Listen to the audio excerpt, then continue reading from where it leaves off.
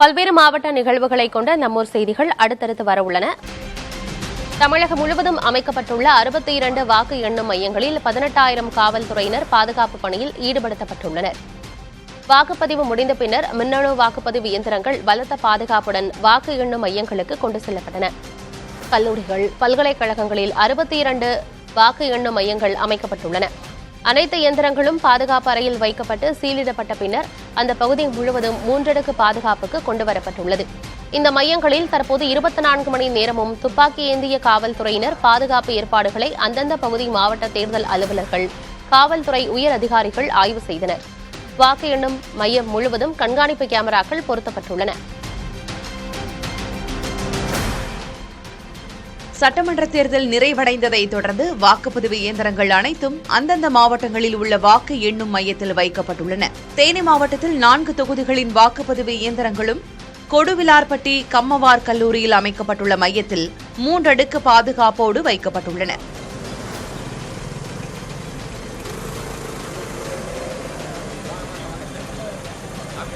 திருப்பூர் மாவட்டம் முழுவதும் 2822 வாக்குச்சாவடிகளில் வாக்குப்பதிவு முடிந்து LRG அரசு மகளிர் கல்லூரியில் இயந்திரங்கள் சீல் வைக்கப்பட்டு அடுக்கப்பட்டுள்ளன.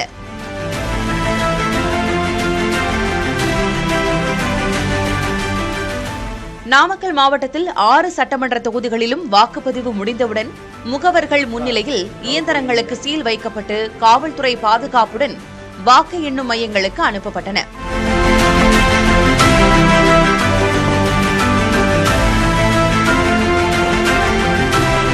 திருவள்ளூர் மாவட்டத்தில் பாதுகாப்பு கருதி வாக்கு எண்ணும் மையங்களைச் சுற்றி 3 கிலோமீட்டர் தொலைவிற்கு ட்ரோன்கள் பறக்க மாவட்ட ஆட்சியர் தடை விதித்துள்ளார்.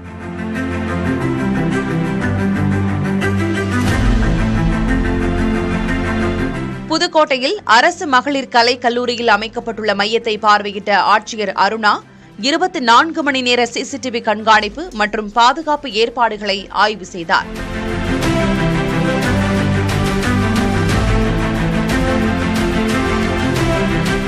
கோவையில் 10 சட்டமன்ற தொகுதிகளிலும் வாக்குப்பதிவு நிறைவடைந்து தடாகம் சாலையில் உள்ள அரசினர் தொழில்நுட்ப கல்லூரிக்கு பலத்த சோதனைகளுக்கு பிறகு வாக்குப்பதிவு இயந்திரங்கள் கொண்டு செல்லப்பட்டன.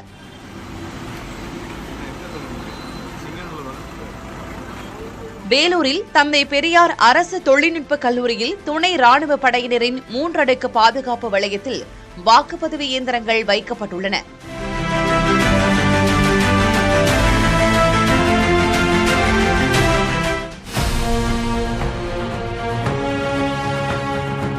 தேனி மாவட்டம் ஆண்டிப்பட்டி அருகே மேகமலை அடர் வனப்பகுதியில் உள்ள வெள்ளிமலை கிராமத்தில் வெறும் 5 வாக்காளர்களுக்காக ஒரு வாக்குச்சாவடி அமைக்கப்பட்டது. தேர்தல் குழுவினர் 30 கிலோமீட்டர் கரடுமுரடான வனப்பாதையில் பயணித்து இப்பணியை மேற்கொண்டனர். 5 வாக்காளர்களில் 4 பேர் வாக்களித்த நிலையில் ஒரு இளைஞர் மட்டும் வாக்களிக்க வரவில்லை. அடிப்படை வசதிகள் இல்லாததால் 500க்கும் மேற்பட்டோர் இடம்பெயர்ந்துவிட்ட நிலையில் மீண்டும் வசதிகளை செய்து தரக்கோரி எஞ்சிய வாக்காளர்கள் கோரிக்கை விடுத்துள்ளனர். அரிசி எங்களுக்கு வந்து வரமாட்டேங்குது. ரோடு வசதி சரியில்லை, ரோடு வசதி லைட் வசதி சரியில்லை. இதுக்கு 10-15 வருஷத்துக்கு முன்னாடி ஆளுங்க ஒரு 300, 400, 500 ஓட்டு வரைக்கும் இருந்துச்சு. இப்போ இல்லை 5 ஓட்டு தான் இருக்கு. ரோடு வசதி, கரண்ட் வசதி இல்லை. ரேஷன் அரிசி ரேஷன் மொதல் வந்து இங்கே இது பண்ணிட்டாங்க, ரேஷன் வந்து க்ளோஸ் பண்ணிட்டாங்க. இதெல்லாம் கொடுத்தா ஆள் வந்து தங்குறதுக்கு வாய்ப்பு இருக்கு. நாமக்கல் மாவட்டம் ஆலம்பட்டி வாக்குச்சாவடியில் CCTV கேமரா, ஸ்டார்ட் கேமரா என எழுப்பிய ஒலி ஸ்டாலின் என்று கேட்பதாக கூறி முகவர்கள் வாக்குவாதத்தில் ஈடுபட்டனர். இதனால் 1.5 மணி நேரம் வாக்குப்பதிவு நிறுத்தப்பட்டு வாக்காளர்கள் காத்திருக்கும் நிலை ஏற்பட்டது. பிறகு காவல்துறையினர் மற்றும் தேர்தல் அலுவலர்கள் வந்து அந்த கேமராவை மாற்றியதோடு ஒலி அமைப்பையும் துண்டித்தனர். அதன் பின்னரே வாக்குப்பதிவு மீண்டும் தொடங்கி சுமூகமாக நடைபெற்றது.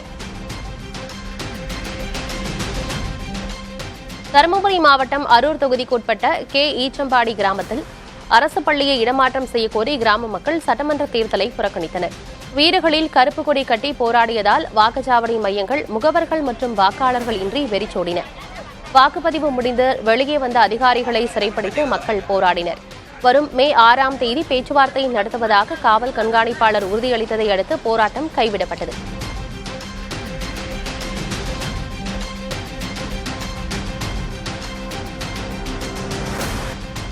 108 திவ்ய தேசங்களில் ஒன்றான திருவள்ளூர் வீரராகவ பெருமாள் கோயிலில் சித்திரை பிரம்மோற்சவ விழாவின் முக்கிய நிகழ்வான கருட சேவை கோலாகலமாக நடைபெற்றது.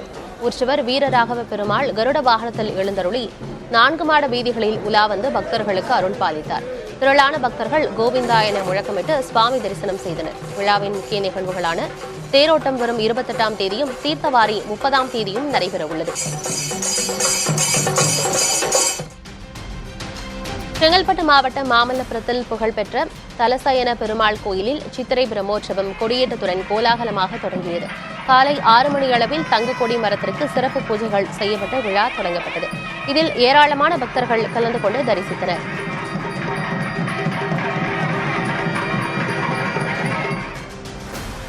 தமிழகத்தில் நேற்று மாலை நிலவரப்படி 10க்கும் மேற்பட்ட நகரங்களில் 105 டிகிரி ஃபாரன்ஹீட் வெப்பம் பதிவானது. இதில் வேலூரில் அதிகபட்சமாக 40.7 டிகிரி செல்சியஸ் பதிவாகியுள்ளது. கரூர், மதுரை நகரங்களில் தலா 40 டிகிரி செல்சியஸ் வெயில் பதிவானது. இதற்கு அடுத்தபடியாக கோவை, தருமபுரி, ஈரோடு, நாமக்கல், திருச்சி, திருத்தணி உள்ளிட்ட பகுதிகளில் 38 டிகிரி செல்சியஸுக்கும் மேல் வெப்பம் பதிவானதாக வானிலை மையம் தெரிவித்துள்ளது. 27ஆம் தேதி வரை அதிகபட்ச வெப்பநிலை இயல்பை விட 3 டிகிரி செல்சியஸ் அதிகரிக்கும் என தெரிவிக்கப்பட்டுள்ளது. இதனிடையே காவிரி படுகை மாவட்டங்கள் மற்றும் தென் மாவட்டங்கள் அதன் கடலோர பகுதிகளில் இன்று மழை பெய்ய வாய்ப்பிருப்பதாக கணிக்கப்பட்டுள்ளது.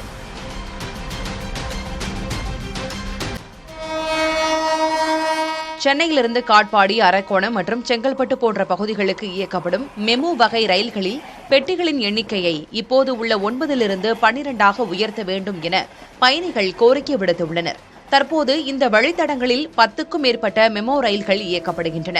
பள்ளி, கல்லூரி அலுவலகத்துக்கு சென்று வரக்கூடிய காலை மற்றும் மாலை நேரங்களில் இவற்றில் கூட்ட நெரிசல் அதிகமாக இருப்பதால் பயணிகள் நிற்கக்கூட இடமின்றி அவதிப்படுகின்றனர்.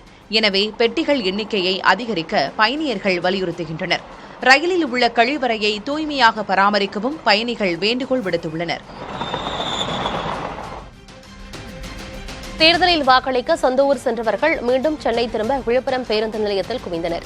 ஆனால் இரவு நேரத்தில் போதிய பேருந்துகள் இல்லாததால் பயணிகள் 1 மணி நேரத்திற்கு மேலாக காத்திருக்க நேரிட்டது. பேருந்து வந்தபோது இருக்கைகளை பிடிக்க பயணிகள் முண்டியடித்ததால் தள்ளுமுள்ளு ஏற்பட்டது. இருக்கைக்காக பயணிகள் சண்டையிட்டுக் கொண்டதால் பேருந்து நிலையத்தில் பரபரப்பு நிலவியது.